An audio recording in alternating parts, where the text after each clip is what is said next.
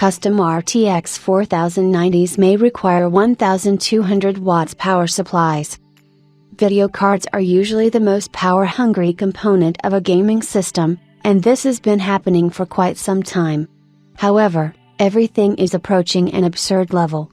The total power of the GeForce RTX 4090 card is 450 watts, and Nvidia itself recommends an 850 watt power supply to support it. However, some partners have their own ideas about what kind of power source you should use. The winner of the most extravagant power supply specification contest is definitely Palit's GeForce RTX 4090 Game Rock, which needs a 1200 watts power supply. Given that Palit still claims that the total power of the card board is 450 watts, it is difficult for us to imagine how this recommendation is justified. Asus ROG, Gigabyte Aorus brand, and the Zotac RTX 4090 AMP Extreme Trinity model require 1 kW power supplies.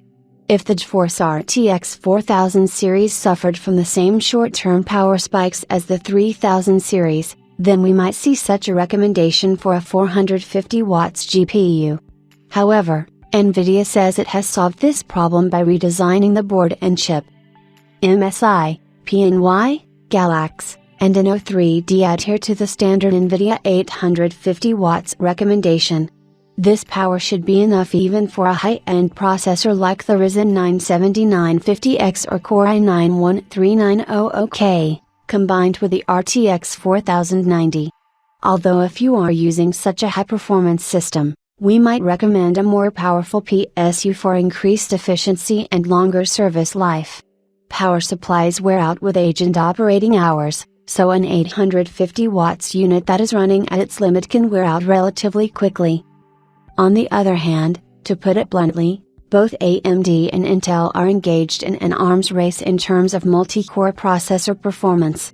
This is great news for 3D artists and software developers, who can take advantage of the huge multi-core performance of modern microprocessors, but the reality for most users, even for almost all gamers, is that just 8 cores is more than enough for CPU power. Chips like the Ryzen 7 5800 by 3D and Core i5-12600K consume less than 100 watts of power when gaming, so even an 850 watt unit should be overkill for your system with a new GeForce RTX 4090.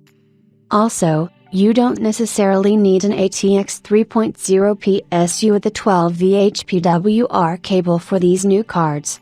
While this is the easiest way to connect an RTX 4090 to your system, video cards usually include adapters for connecting 3 or 4 old-style 8-pin power connectors.